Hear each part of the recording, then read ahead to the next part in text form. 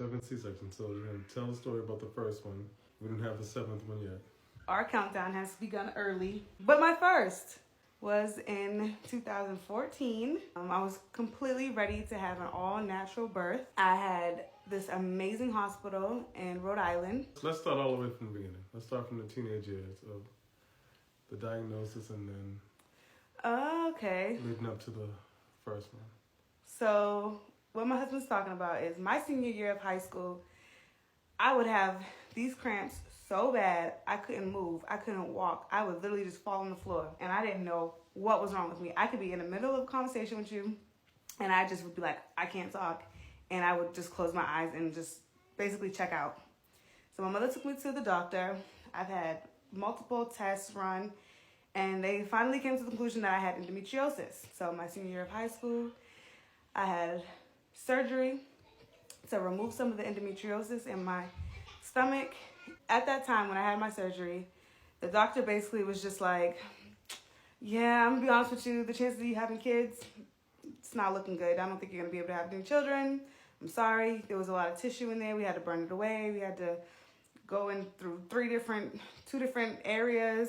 And I had to just hear that as a senior in high school and tell my boyfriend at the time, like, I know we got all these big plans and all these dreams, but... I'm still your boyfriend. Well, you've been upgraded significantly. I still got the boyfriend hats too. And he was like, you know, we're together and we're going to make this work. You want to have kids, I want to have kids, and we're going to have kids. Okay, sure. We'll believe for kids then. 'Cause I got the magic stick. Okay. You know, if I can hit once, I can hit twice. So 7 times. I'll hit the baddest. So 7 times. Right. In 2011, we get married. Locked it down.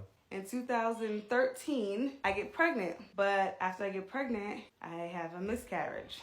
It was like a catch-22. It was devastating because we were super excited about being pregnant, but at the same time, I'm losing a baby. But then it's like confirmation, wait, I can get pregnant. I was told I wouldn't be able to. The whole time before that, I was on birth control consistently, so I didn't even have my period. I didn't have any menstrual cycle or anything. So I got off my pills and I was like, let's see what happens. And we got pregnant. Oh, you got pregnant. It took 2 people. I just dropped it off. It took both of us. I got pregnant. It ended up becoming a miscarriage. We were really sad about that. A month later, I got pregnant again. It was who we know now as Anaya, our oldest. And so I was excited. I went to the doctor for everything while I was pregnant with her. Like, she's moving. Is she okay? Can you tell them why we named her Anaya? So Anaya means God answers because we prayed for her. We wanted to have children. We wanted to have a baby. When I was pregnant with Anaya, I found a doctor that was going to be gentle and kind and loving to walk me through this whole process because I was scared, first time mother, but also having endometriosis, I didn't know what to expect. She was great. I found the hospital, and the hospital was a hospital, which was a blessing, but they also had a birthing center capability. So they had a big, huge tub in the room so you can have a water birth, and they had all these devices and those big exercise balls so that you could, you know, just have the most natural birth that you experience that you could possibly want. And I swear, I was like, I'm going all natural. This is great. And then 41 weeks hit, and I was like, I need to see my baby. When is this baby coming out? I got induced, and they gave me induction medicine called Cervidil. Listen, I just want to tell you guys, if you can not be induced, wait. Whether it's 40 weeks, 41 weeks, 42 weeks, your due date is only an estimation. Induction often leads to a C-section. If you can wait. That is like my biggest advice because I wish I would have waited. But this Cervidil, apparently it's like 1 in a million people are allergic to it. Hi, I'm one. Nice to meet you. I had the worst reaction to Cervidil.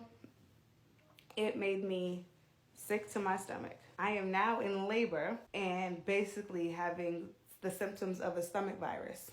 Anything I ate came out. My stomach hurt so bad and I was having contractions. It was so bad to the point where they gave me medicine so that I could fall asleep because my body was just literally fighting me. And I guess because I went through all of that, it caused Anaya distress. I get the epidural because I'm like, I can't take both of these pains. After my epidural, they tell me her heart rate is dropping. So we need you to turn over onto your hands and legs, on your hands and knees, to try and see if we can change her position a little bit so that her heart rate will go back up. And I said, now most women, after getting epidural, you can't feel your legs. Epidural, you're numb all the way from your waist down. But I was like, okay, I know I got knees and I know I got hands. We're gonna make them work. So I get on my hands and knees and they're like, you did it. Ooh, mama, you are strong. They cheered me on. My husband was there. He was like, you're doing a great job. It didn't help though. So Anaya's heart rate kept dropping. I lay back down and they look at me, they look at my husband and they're like, her heart rate is dropping too low. This is now dangerous for her, which can also be dangerous for you. So we're gonna have to do an emergency C-section. And immediately, me and my husband like start crying. I wanted this natural, beautiful birth. A C-section is like the least that I wanted. It was like, oh my gosh, if I can do anything, it's not have a C-section. But to keep her, to save her, to make sure I'm okay, they were like, we need to do a C-section and we need to do it now. And that's why I was so grateful that I found a hospital that was also a birthing center for an emergency purpose like this. Because if I was just in a birthing center, they would have to take me to a hospital. So I got kind of like the best of both worlds type of thing. And they wheeled me in the room. It was scary. It was cold. They don't tell you that the operating room for a C-section is freezing. It's to keep everything sterile, but it was cold, which made it feel worse. My husband started playing music. My husband was crying. His brother showed up and had to hold him down, hug him. No. It was, when I saw my brother there, I hugged him. He said, hey, how you doing? I hugged him. And everything let go at that moment. Because I didn't realize how much I was holding in the whole time. I wept. Good. I wept like Jesus did. Like that, because I'm trying to figure out like who's the hardest, toughest, like weeper.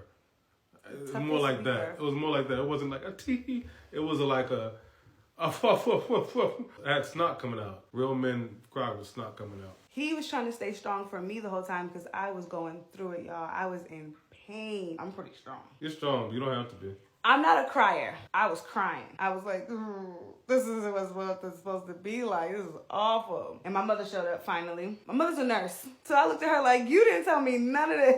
I didn't know any of this was going to happen. She was like, this is not normal. This is not natural. This does not happen to everybody. You are like 1 in a million, literally, for this to happen to you. And so I go into the room for my C-section. A couple minutes later, Anaya was born.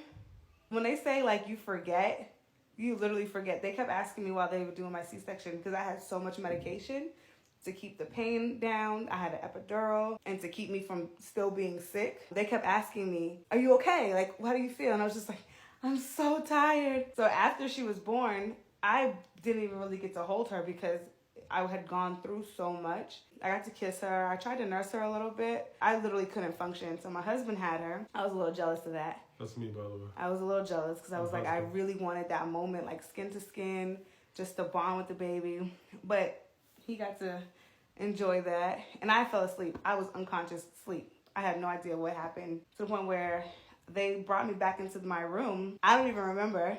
I woke up and remember feeling like I was still sick. And they were like, take it easy, calm down. You're okay. And I just was like, wait, I just had a baby. Where's the baby?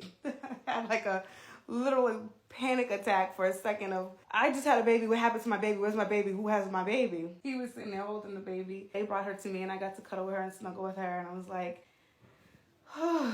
and then I got to remember like everything that I went through and all that happened. But it was scary.